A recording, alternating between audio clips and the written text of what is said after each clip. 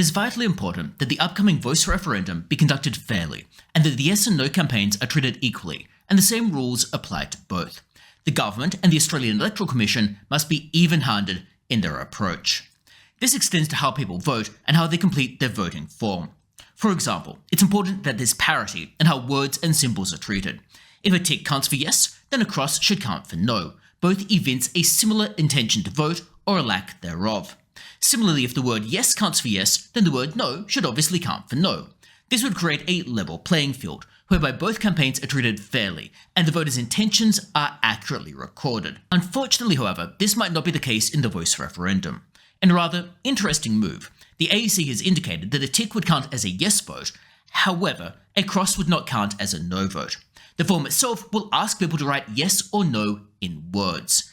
However, as indicated, the AEC has said that for yes voters, they will also look for signals of intention, such as a tick, but they would not do so for no voters.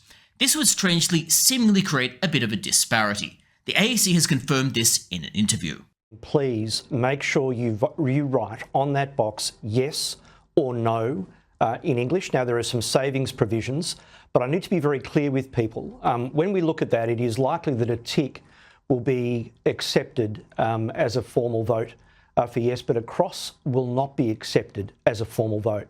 Now, this appears to be unequal treatment. One might be forgiven for wondering whether this might stack the decks and potentially lean toward a particular result.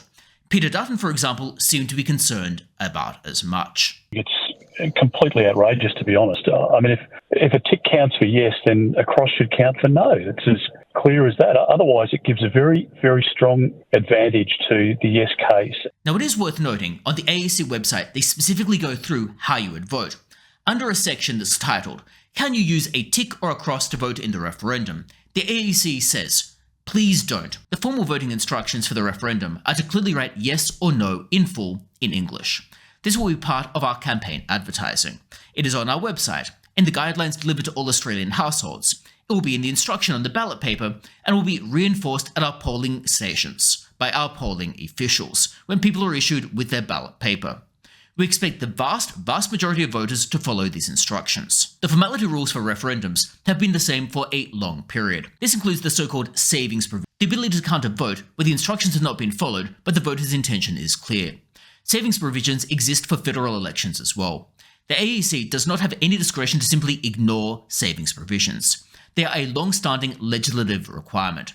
Since 1988, the AEC has followed legal advice regarding the application of savings provisions for ticks and crosses on referendum ballot papers, over 30 years and multiple referendums. This is not new. The issue with a cross is that on many forms people in Australia use in daily life, and in some other languages, a cross represents a check mark, indicating yes. It is therefore open to interpretation as to whether the cross denotes approval or disapproval.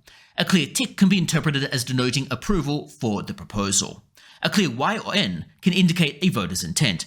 However, if the handwriting is unclear, it could risk being an informal vote. This is why the Commissioner and the AEC will be very clear and regular in our communication that people need to write the word yes or no in English in full. So there we go, the AEC has gone and explained their approach to ticks and crosses. Now we can see the logic underlying it. We can see why they're trying to discern a voter's intention. However, clearly it does create a bit of a disparity. Clearly it makes it easier for the yes campaign to get up.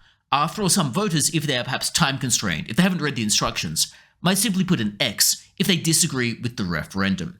That is a danger, and therefore counting the advantage of the yes campaign, and something we need to really watch out for. It would be much clearer if they simply disregarded all symbols. After all, if someone hasn't read the voting instructions, they potentially haven't read any of the campaign material, and potentially haven't familiarized themselves with the referendum overall. However, I will leave it to you to decide what is appropriate. But in any case, let me know your thoughts about the referendum and the voting instructions in the comments below.